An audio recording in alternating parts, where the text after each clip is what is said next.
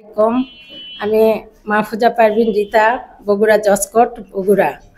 আমি আসলে জিয়া ভাই আমার হচ্ছে একই সঙ্গে আমাদের লাইসেন্স আমি চিনতাম।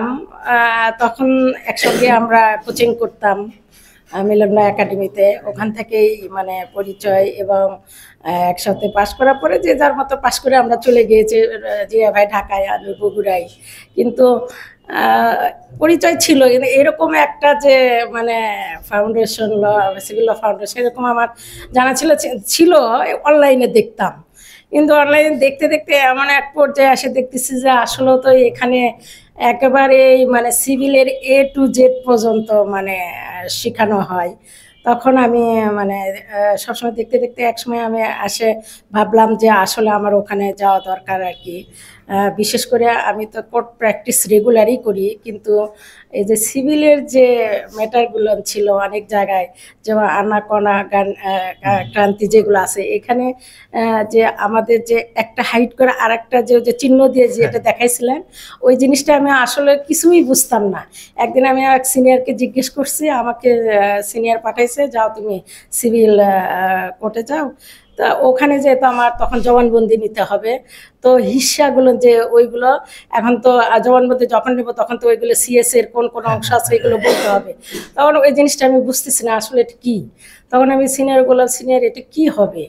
সিনিয়র অত গুরুত্ব দিল না, কি হবে মানে ওভাবে বললো না আর কি, কী যেন বললো আর কি। তখন মানে সেখানে আমার ওই স্যারের কাছে ওই অংশটাই মানে যে ওটা আমি হাইট করে শুধু নাম CS এ কার কার নাম আছে ওইটা বলে, আর মোট টোটাল জমি কত এটা বলে চলে গেছে, কিন্তু ওই মানে অংশ হিস্সাগুলো না আমি বলতেই পারি নাই। সেটা আমি হাইট করে চলে গেলাম আর কি। তো এখানে যে জিনিসটা এখন তো আমাকে আর কেউ মানে ওই জিনিসটা হাইট করতে পারবে না। আমি এখন নিজেই পর্চাগুলো বের করে আমি ওইগুলো সব নিজেই পারি, বলতে পারি। তারপরে হচ্ছে যে এখন আমার মনে হয় স্যারের সামনে এখন যে যাব, এইগুলো আমি এখন নিজের থেকেই বলবো, আরও হাইট তো করবোই না, যে আমি পারি এরকম কনফিডেন্স দিয়ে আর কি। তো এই আর আমাদেরকে সবাইকে সিভিল ল ফাউন্ডেশনে স্থায়ীভাবে সদস্য করা হয়েছে। এবং আমি বগুড়া যে জসকোট বা আমি যেখানে থাকবো সেখানে সবাইকে অলরেডি বলেছি, এবং আমার লাইফও অনেকেই দেখেছে, বলছে যে আপনি এখানে কোথায় এই সেই, এবং একজনও অলরেডি বলছে যে আমার ওখানে যাওয়া দরকার, যাবো আর কি। তো আপনার কাছে আমরা একটু জানতে চাই যে এত দূর থেকে আসেন, খরচ আছে নিশ্চয়ই?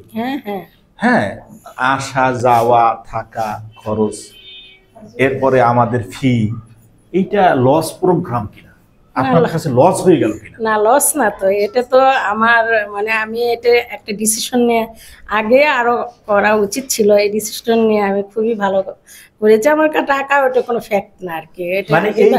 আমি টাকা সে জার্নিটা, আমি যে ক্লাস করে আবার দৌড়ে সোজা আমি বাস স্ট্যান্ড থেকে সোজা চলে যাইতাম আর কি, সেটাও আমার কাছে হয়তো ক্লান্ত লাগতো, অনেক কষ্ট হইতো।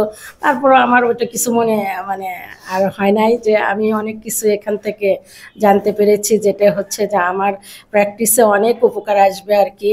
আমি হয়তো বা অনেকের কাছে, যেমন বিশেষ করে আমার স্যারদের কাছে যাই, আর মানে আমার আর ইয়ে করতে হবে না যে আমি পারি না বা কারো কাছে হেল্প নিতে হবে, এমনটি না আর কি। হ্যাঁ, এই জন্য সিভিল ল ফাউন্ডেশনকে ধন্যবাদ। আমার জিয়াউর রহমান স্যার এবং আমার বন্ধু মানুষ, এই জন্য খুবই ভালো।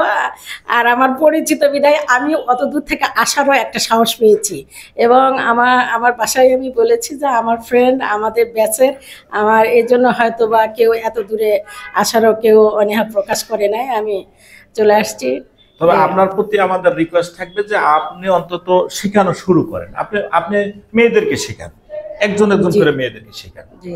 এই শেখানোর মানে হবে কি, আপনার যেটা শিখছেন এটা ধারালো হবে, ওর শেখা হবে, আর ওর মাধ্যমে আপনার একটা কাজের সন্ধান হবে। হ্যাঁ, আগে তো ওই যে সিনিয়র দলিল টলিল নিয়ে এসে বসে যাইতো, আমি তো ওইগুলো হয়তো তেমন কিছু বুঝতাম না। সিনিয়রকে প্রশ্ন করলে সে ব্যস্ত থাকা হয়তো ওরকম বলে। এখন তো আসলে কোনটা সার্টিফাইড দলিল বা হচ্ছে যে কোনো মূল দলিল, পর্চার যে অংশগুলো, মানে সমস্ত কিছু এখন অনেকটা ক্লিয়ার আর কি। প্যান্টাগ্রাফ কি এটাই তো বুঝতাম না। হ্যাঁ, তারপর ম্যাপের যে ক্লিয়ার, ম্যাপের কোথায় কি আছে, শীটটা কি, ম্যাপের যে এই যে দাগ নাম্বার, দলিল নাম্বার, তারিখ, এগুলো তো কিছুই জানতাম না। দেখতাম যে আসতো, কিন্তু ওভাবে মানে বুঝতাম না। আমি তো এটা সবই সিভিল ল ফাউন্ডেশনের অবদান। শেখাইতে কেন বলি, আমি যদি না শিখাইতাম তাহলে আমি আদুবাই থাকতাম। সোজা কথা, আমি যদি না শিখাইতাম, আমি যা শিখছি অতটুকুই থাকতাম থোড়া থোড়া। আমি এখন বাধ্য হইয়া পড়তেছি না, আমি বাধ্য হইয়া পড়তেছি, বিভিন্ন জায়গা থেকে নোট নিচ্ছি শেখানোর জন্য, আমার শেখা হইতেছে। আপনিও যদি শেখানো শুরু করেন, আপনি দায় পড়ে আপনি শিখবেন, আবার আপনি শেখাবেন, এর মানে তাহলে আপনি একজন পরিপক্ক সিনিয়র হয়ে উঠবেন।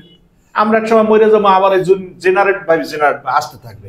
একটা কথা আমরা বিশ্বাস করি, মনে প্রাণে কারো রিজিক কেউ নিতে পারে না। সোর শিখাইলে আপনার কোনো ক্ষতি নেই। এবং আমরা যদি এটা অ্যাপ্লাই করতে পারি, মানে নিজস্বভাবে এককভাবে একটা আর্জি যদি পুরোটা উঠাতে পারি, হ্যাঁ, তো এটাই সার্থকতা। তবে ইনশাআল্লাহ চেষ্টা করব, দেখা যাক। আর যদি যেখানে আটকে যাবো সেখানে তো জিয়া ভাই আছে, আমাদের হেল্প করবে।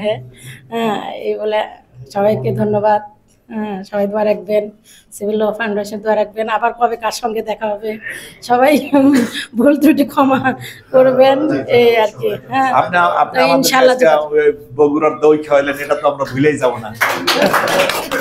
আবারও ইনশাআল্লাহ যদি এক হই, আবারও দই খাবো, তো কোনো নো ব্যাটার।